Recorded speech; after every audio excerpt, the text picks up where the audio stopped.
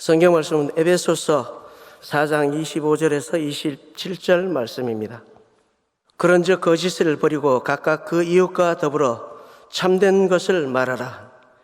이는 우리가 서로 지체가 됨이라. 분을 내어도 죄를 짓지 말며 해가 지도록 분을 품지 말고 마귀에게 틈을 주지 말라. 아멘. A는 교회를 다니면서 요즘 특별한 경험을 하고 있습니다. B라는 성도와 가끔 교제를 하고 있는데 이상하게도 이분을 만나고 나면 마음이 따뜻해지고 은혜가 새로워지는 것을 경험을 합니다. 사회생활을 하면서 마음이 축 처져 있다가도 이 성도를 만나고 나서 집으로 돌아오는 차를 타면 마치 고단백 영양제를 맞은 것처럼 마음에 활력이 돋고 하나님의 은혜로 자신이 촉촉하게 적셔져 있는 것을 봅니다. 특별히 이야기를 나눈 것이 없는데도 그래요. 새로운 경험입니다. 그런데 어느 날 C라는 오래 함께 교회를 다닌 성도를 만났습니다. 그리고 이 C를 통해서 지금 교회가 문제가 많다. 누구하고 이런저런 갈등으로 서로 쳐다보지도 않는다. 이런 얘기를 듣습니다. 어제는 당회를 했는데 이런저런 문제로 영 시끄러웠다더라. 교회 안에 다양한 문제에 대해서 얘기를 듣는 거예요. C가 교회를 걱정하면서 한 얘기이기 때문에 그냥 제재하지 않고 듣고 있었는데 집으로 돌아가면서 이 A는 영 마음이 불편합니다. 마음이 괜히 답답하기도 하고 낙심하는 마음이 찾아오기도 하고 또 A를 만났을 때는 하나님이 너무나 뚜렷하고 산소망이 넘쳤는데 이 C를 만나고 돌아오면서는 그 하나님이 다 사라져 버리신 것 같고 소망이 흐릿해진 것처럼 보이는 거예요.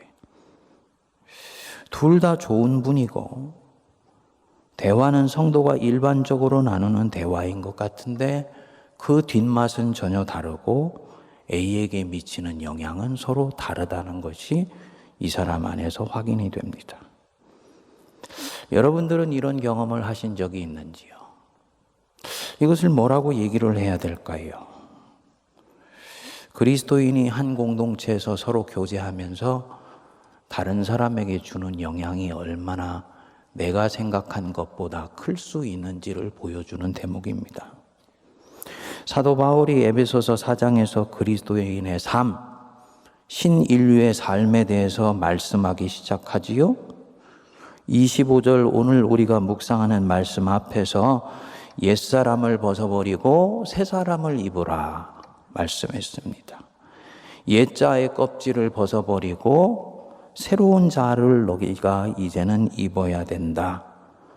강조하고 난 뒤에 이제 25절부터 본격적으로 새 사람, 신인류는 교회 안에서나 세상 속에서 어떻게 살아야 되는가? 그가 적어도 신인류고 그리스도인이며 새로운 하나님의 백성이라면 어떤 생각과 마음과 태도로 살아야 되는가? 그거를 이제 말씀을 합니다. 신약학자 톰 라이터가 이 대목에서 이런 말을 했어요. 그리스도인으로 성장하려면 생각이 성장해야 된다. 바른 방향으로 가고 있는지 잘못된 방향으로 내가 가고 있는지 보려면 내 마음의 상태와 행동 유형을 잘 알아차리고 있어야 한다. 그래서 따라갈 길은 선택하고 잘못된 길은 거부하는 법을 의식적으로 배워야 된다. 그러니까 신인류가 살아서 그리스도의 장성한 분량이 충만한 데까지 이르고 내 인생의 생명이 왕성해지려면 그가 지금 무슨 생각을 하고 있느냐가 굉장히 중요하다는 얘기입니다. 맞지요? 앞에서 하나님을 모르는 사람들, 그들은 무지하고 총명이 어두워져서 그렇게 되었다고 말씀했어요. 그리스도인은 그러면 반대예요. 그리스도인들은 깨어난 자들이에요. 하나님을 알게 된 자들입니다. 생각이 깨어나고 영적으로 생각이 밝아져서 자기가 무슨 생각을 품고 지금 살아가고 있는지를 알아요. 내가 갖고 있는 이 생각이 성령이 주신 생각인지 내 자아의 생각인지 마귀가 넣어준 생각인지 분별할 수 있는 눈이 있습니다. 당연히 무슨 행동을 해야 되는지도 마음에 밝히 합니다. 그래서 이제 사도 바울이 하나씩 그 항목을 말씀하는데 가장 중요한 것이 함께 그리스도를 믿는 이 교회 공동체에서 만나는 형제 자매, 우리가 얘기하는 성도 혹은 교우, 이들을 어떤 눈으로 보고 어떤 생각으로 대해야 되는가, 그들에게 어떻게 행동해야 되는가, 이 부분을 먼저 말씀을 해요. 우리 25절 한번 같이 읽어보겠습니다. 그런즉 거짓을 버리고 각각 그 이웃과 더불어 참된 것을 말하라. 이는 우리가 서로 지체가 됨이라. 바울이 이제 같은 교인들 사이에 진실을 말하는 것이 중요하다는 걸 말씀해요. 그런즉 거짓을 버리고, 그리스도 안에서 만나는 형제 자매는 특별한 사람들이다. 여러분, 내가 만나는 형제 자매가 특별하다고 생각이 되세요? 이 큰 교회 특징이요, 사람이 별로 귀하지 않아요. 개척교회를 하면은 지나가던 개가 한 마리 들어와도 그렇게 반갑다 그러잖아요. 큰 교회는 뭐 개는 말할 것도 없고 오는 사람도 귀하지 않아요. 그들은 늘 거기에 있기 때문입니다. 근데 사도 바울은, 하나님은 바울을 통해서 말씀하시는 거죠. 그리스도 안에서 만나는 형제, 너희들 그렇게 보면 안 된다.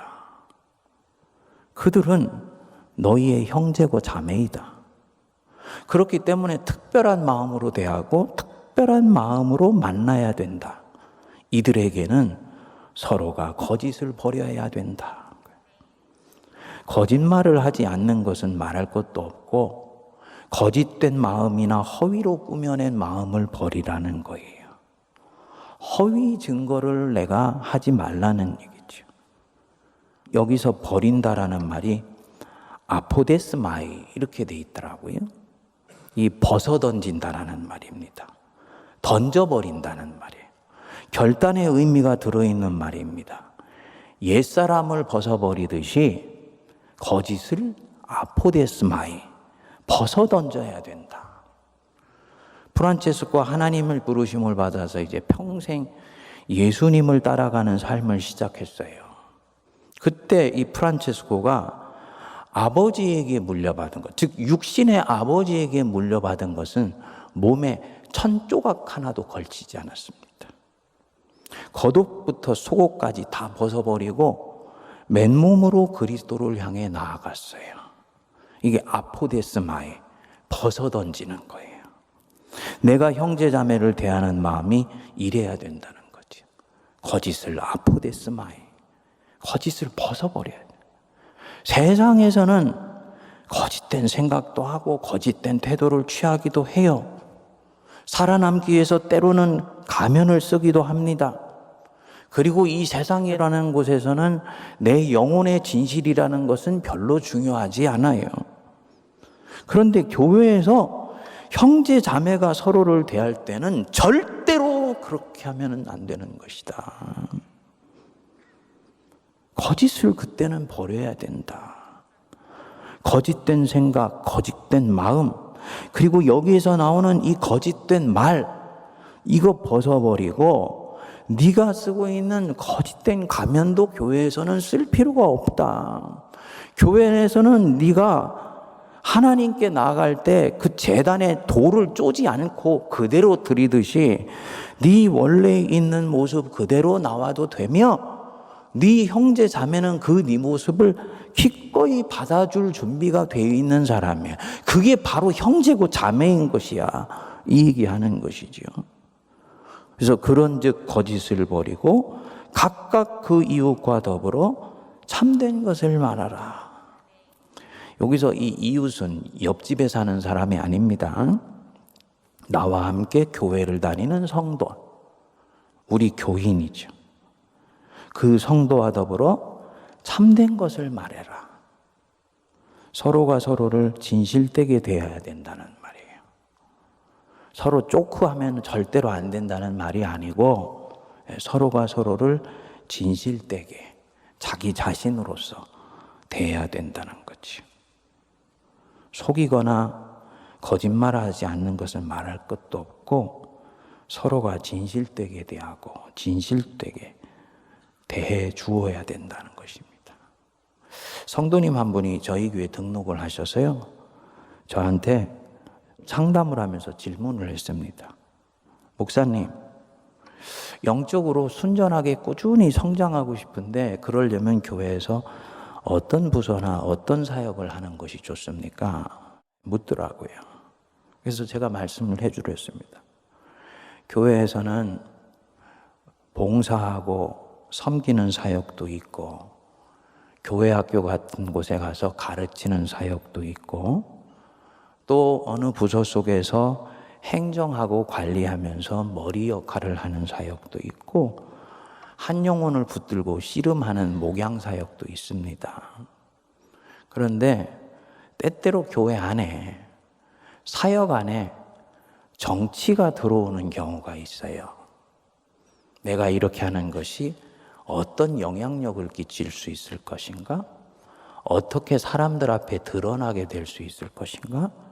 어떤 사역을 하면 사람들 눈에 띄게 되어서 항존직 선거를 할 때 유리한 고지를 점할 수 있을까? 이거 불편할 수 있습니다만 다 우리 안에 움직이고 있는 생각이죠. 이런 것들을 일컬어서 정치적인 생각이라고 얘기를 해요. 그래서 제가 그 분한테 그랬습니다. 가장 내가 영적으로 성장하려면 당분간은 한 영혼을 붙들고 씨름하는 목양하는 곳에서 헌신하는 것이 좋은 길입니다. 왜일까요? 그곳에서는요, 진실만이 힘을 발휘하기 때문이에요. 내가 그를 진실하게 대해주고 그가 내가 그를 대하는 눈빛과 마음의 태도를 보면서 진실하게 반응해 줄 때만 변화가 일어날 수 있는 곳. 그곳이 사람을 영적으로 자라가게 해줍니다. 그래서 오늘 거짓을 버리고 각각 그 이웃과 더불어 참된 것을 말하라 말씀하는 거죠. 그 뒤에 말씀이 대단히 중요합니다. 이는 이렇게 했죠. 이는 왜냐하면 이 뜻이에요. 그 이유는 바로 이런 것 때문이다. 거짓을 버리고 각각 이웃과 더불어 참된 것을 말해야 되는 이유는 우리가 서로 지체가 되기 때문이다. 두 가지입니다. 첫 번째로는 지체이고 형제자매이기 때문에 서로가 서로를 귀하게 여겨줘야 된다라는 뜻이 있고요. 바울은 이 부분에 있어서 더 깊숙한 복선을 깔고 얘기를 해요. 교회의 생리라 그럴까? 사람들이 모였을 때 어떠한 영적인 메커니즘이 작동하는지를 잘 알고 이 말씀을 지금 하는 거예요. 진실을 말하고 참된 것을 말하라. 왜냐하면 우리가 서로 지체가 됨이라. 서로가 서로에게 지체이다. 많이 들어보셨지요? 한 몸에 있는 다양한 지체, 교회를 그리스도의 몸이라고 하고 우리 각자는 그 몸에 붙어있는 지체라고 그러지요? 그래서 머리가 있고 눈이 있고 코가 있고 입이 있고 팔이 있고 몸 안으로 들어가 보면 심장이 있고 허파가 있고 내장이 있어요. 이 각각이 전부 다 몸에 있는 지체예요. 우리가 바로 지체가 되기 때문이다. 서로가 서로에게 지체가 되기 때문에 너희들은 거짓을 버리고 참된 것을 말하고 서로 진실하게 대해야 된다. 여러분, 이게 무슨 뜻입니까? 지체가 된다는 것과 서로가 서로에게 거짓을 버리고 진실되게 대하는 것이 무슨 상관이 있습니까? 굉장히 중요한 대목입니다. 지체가 된다.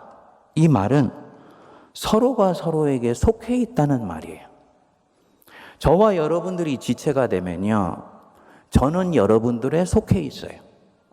또 여러분 한 분 한 분은 또 저에게 속해 있어요. 여기서 이 속해 있다, 서로가 서로에게 긴밀하게 연결되어 있다는 뜻입니다.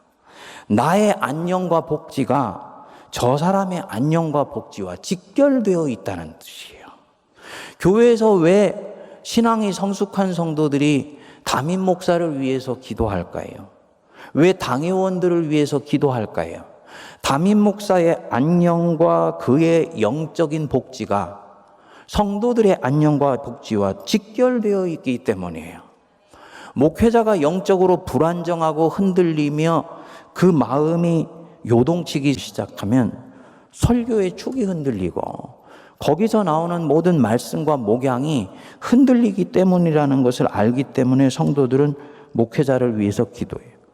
당회가 평안하지 못하면 당회에서 내리는 결정이 교회에 그릇된 영향을 준다는 걸 알기 때문에 당회원들이나 우리 장로님들, 목사님들 위해서 기도하는 거예요. 이게 지체가 된다는 게 바로 이런 것입니다. 나의 안녕과 복지가 저 사람의 안녕과 평안과 직결되어 있다. 팔이 부러졌어요.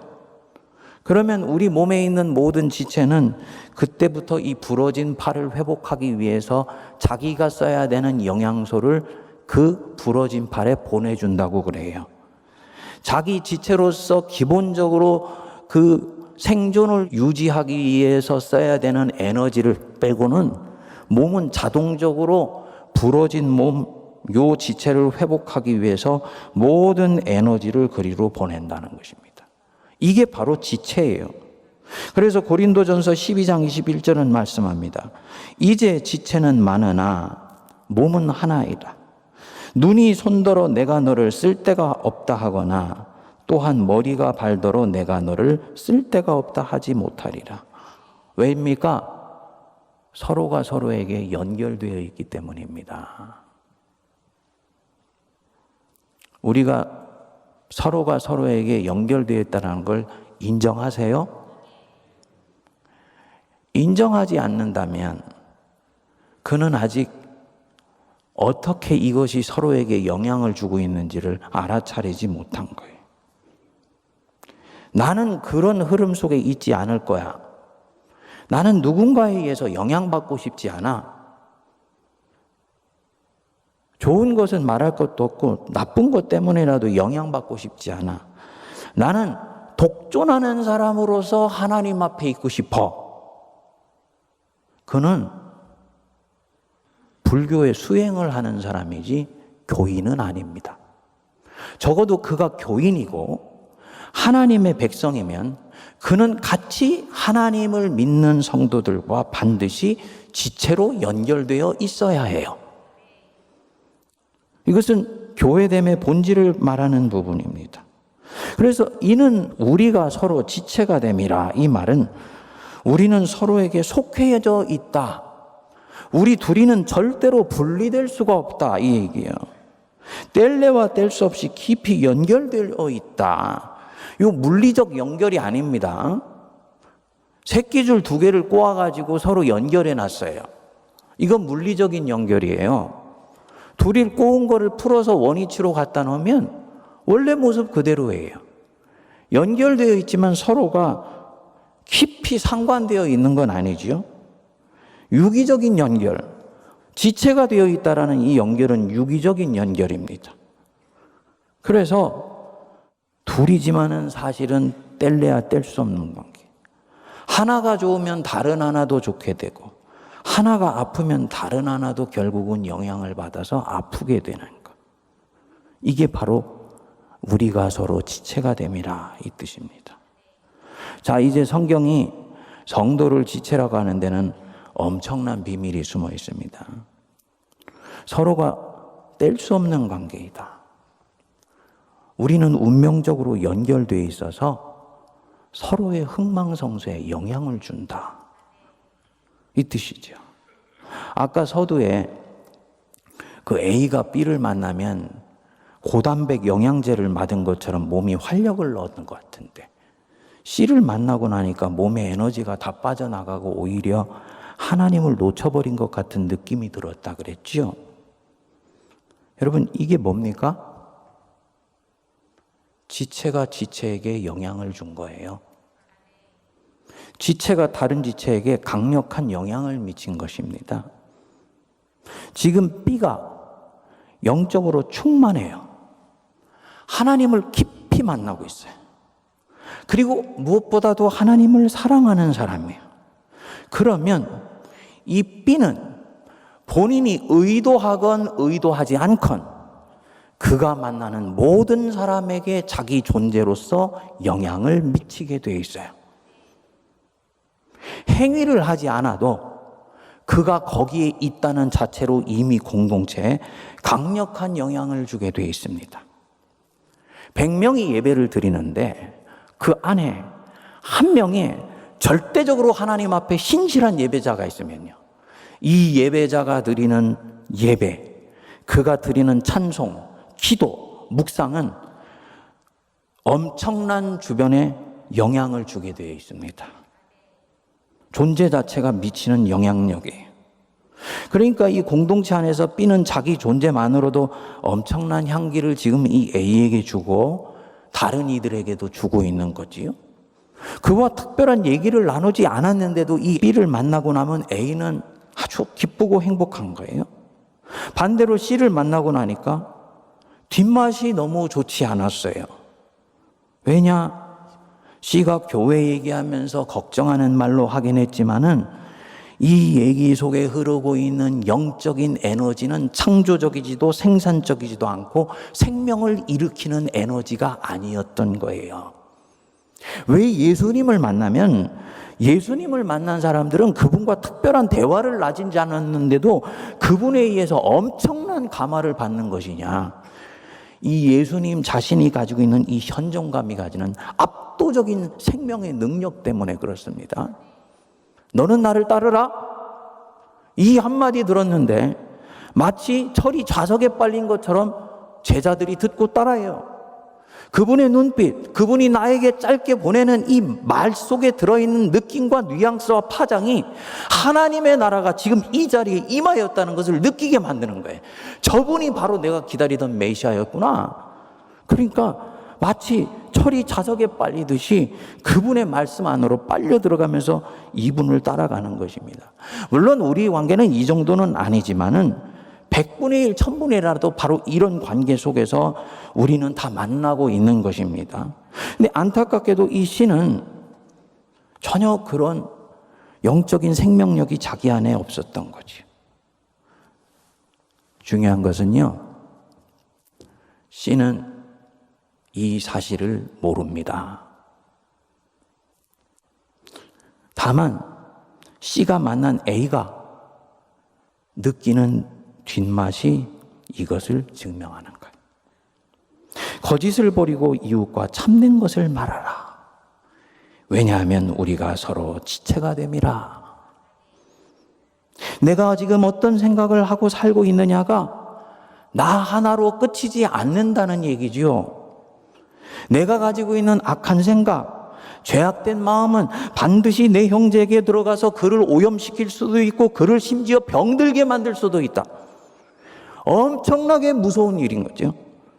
내가 가지고 있는 거짓과 거짓말 그리고 속에 있는 독한 마음은 내 형제 자매와 언어를 통해서 존재를 통해 흘러 들어가서 그의 영성을 흔들리게 만들고 그의 순전한 영혼에 누룩 하나를 던져 놓으며 나중에는 이 지체가 병들게 만들 수도 있는 거예요. 그래서 거짓말을 버리고 이웃과 더불어 참된 말을 하라. 이는 우리가 서로 지체가 되기 때문이다.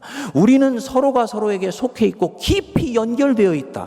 그러니까 네가 지금 어떤 생각을 하고 어떤 마음을 가지고 있고 어떤 말을 하고 있느냐가 네 형제의 영적인 흥망성쇠에 결정적인 영향을 줄 수도 있다는 걸 너가 알아야 된다. 심지어는 나 하나 때문에 그가 실족해 버릴 수도 있는 거예요. 우리 주님이 그래서 누가복음 17장 2절에서 말씀했지요. 그가 이 작은 자 중에 하나를 실족하게 할진대. 무슨 얘기입니까? 형제가 다른 형제 때문에 실족하게 될 수 있다는 얘기예요. 그렇게 될 텐데 차라리 연자 맷돌이 그 목에 매여서 바다에 던지주는 것이 낫느니라. 우리가 누군가를 실족하게 하는 것, 예수님 가슴에 못 박는 일이라는 말씀이죠. 내가 가지고 있는 죄악된 생각, 잘못된 마음이 다른 지체에게 영향을 줄 수 있다. 그리고 그를 오염시키고 그를 실족하게 해서 심지어는 영적인 질병에 빠지게 할 수 있다. 이게 얼마나 무서운 일입니까? 서로가 지체가 되기 때문이에요. 그래서 거짓을 버리고 참된 것을 말해야 된다. 네 안에서 나오는 영혼의 맑은 물이 네 형제 자매의 혼탁해 있는 영혼을 오히려 정화시키며 새벽에 깊은 산 속에 들어가서 마시는 샘물 같은 존재가 네가 될 수 있어야 된다. 이 말입니다. 성도님들, 내 안에 영혼의 맑은 물이 흘러나오게 해달라고 기도하십시다. 이때까지는 어땠는지 중요하지 않아요. 오늘 우리가 이 말씀을 들은 순간이 저는 전환점이라고 믿습니다. 하나님, 내가 가진 거짓이 나 하나로 그치지 않는다는 것을 알게 되었습니다. 내가 만나는 모든 사람들에게 영향을 줄 수 있다는 걸 알게 되었습니다. 거짓을 버리게 하시고 이웃과 더불어 내 형제 자매에게 참된 것을 말하는 사람 되게 해주십시오. 내가 가지고 있는 죄악된 생각이 나 하나로 그치지 않는다는 것 알게 되었습니다. 우리가 서로 지체로 연결되어 있기 때문에 내 이 죄악된 생각은 내 형제 자매를 영적인 질병에 빠지게 할 수도 있다는 것을 알게 되었습니다. 주님, 항상 맑고 순전하고 진실된 생각이 내 안에 머물게 하시고 내 형제 자매에게 그 말을 할 수 있게 해주십시오. 26절은 이 맥락에서 보면 이해가 되시지요. 분을 내어도 죄를 짓지 말며 해가 지도록 분을 품지 말라. 인간이기 때문에 화를 낼 수 있어요. 속에 분노가 나올 수 있습니다. 하지만 해가 지도록 분을 품고 있으면 안 된다.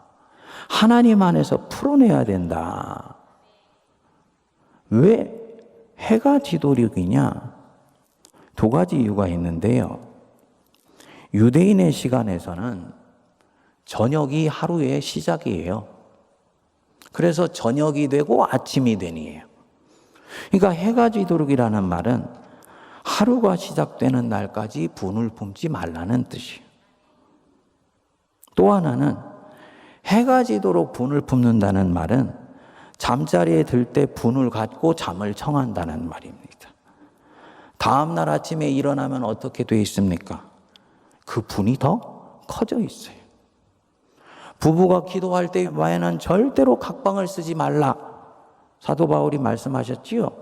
여러분 부부 싸움하고 각방 써보신 적 있습니까? 예? 대답이 없으신 것은 우리는 그런 짓 안 한다. 각방을 쓰면요, 들어갈 때는 아내가 남편 대하고 남편이 아내에 대하는 서운함이 작은 싹 같았는데 아침에 일어나 보면 거목이 되어 있어요. 밤새 서로가 서로에 대한 생각이 얼마나 자랐는지 몰라요. 그게 좋은 생각이 아니고 분이 자라나서 내 안에 죄의 응어리가 주게 된 것입니다. 들어갈 때는 서로의 거리가 1m였는데 아침에 일어나 보니까 1km가 되어 있어요. 누가 이렇게 한 것입니까?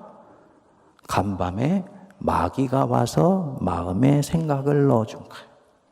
그래서 사도 바울이 17절에 말씀하는 거예요. 마귀에게 틈을 주지 말라.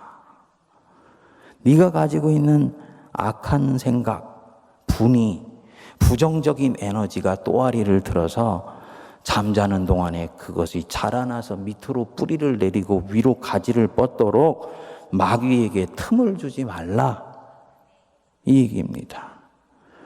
그렇게 분을 가지고 있으면 당연히 내 형제 자매에게도 영향을 주게 되는 것이죠. 사랑하는 성도님들,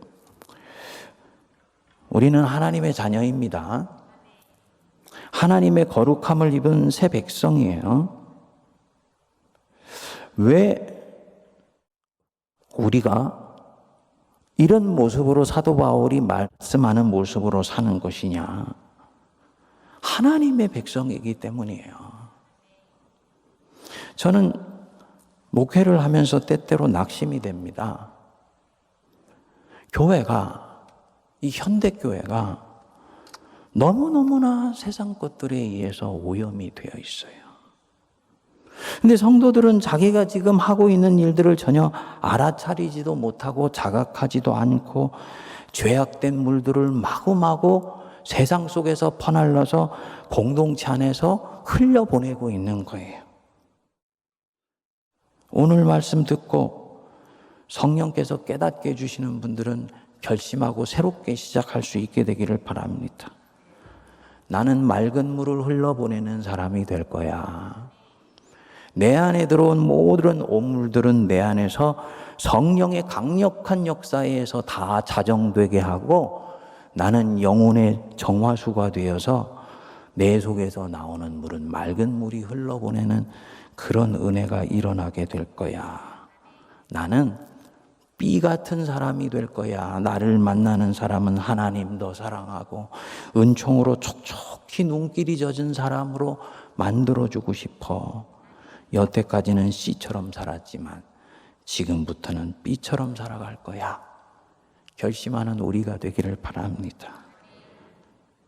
그래서 우리 세문안교회 영혼의 맑은 물이 흘러 넘치게 하는 교회가 되게 하자고요. 은혜와 사랑이 역사하게 하자고요. 참 이 공동체가 참 좋은 면에서도 중요하고 안 좋은 면에서도 이게 심각한 것이요.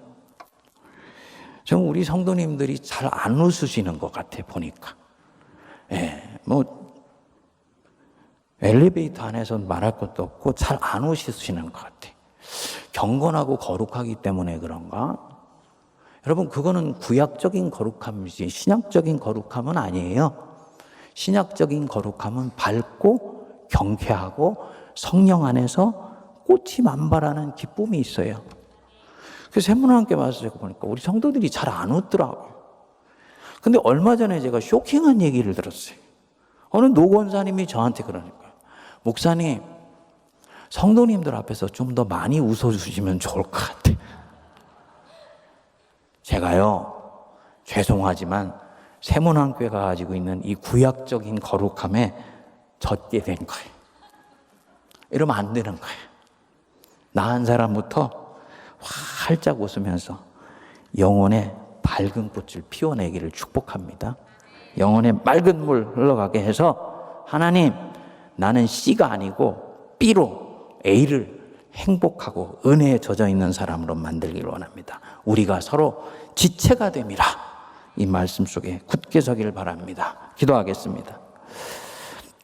하나님 아버지, 우리로 하나님의 새 백성 삼아주셔서 옛자 벗어 던지게 하시고 새자 갖게 하심을 감사합니다. 옛사람은 끊어내게 하여 주시고 프란체스코처럼 모든 것들을 벗어버리며 오직 하나님 안에서 새롭게 시작하게 하시니 감사합니다. 이제는 우리 안에 있는 모든 악한 생각, 거짓들, 죄악된 마음들 품고 살지 않게 하여 주시고 주님 안에서 끊임없이 정화해 나가는 새 믿음 갖게 하여 주옵소서. 그래서 이것을 내가 만나는 형제 자매에게 영혼의 맑은 물로 흘러보낼 수 있는 새벽 이슬 샘물 같은 존재가 되게 하옵소서. 그래서 내가 섬기는 교회가 더 기뻐지게 하시고 더 밝아지게 하시고 더 맑아지게 하시고 이곳에서 세상에 지치고 상한 사람들이 왔을 때 나라는 사람의 존재의 그 영향력으로 인해서 그들이 인생의 소망을 보게 하는 은혜가 임하게 하옵소서. 예수님 이름으로 기도하옵나이다. 아멘.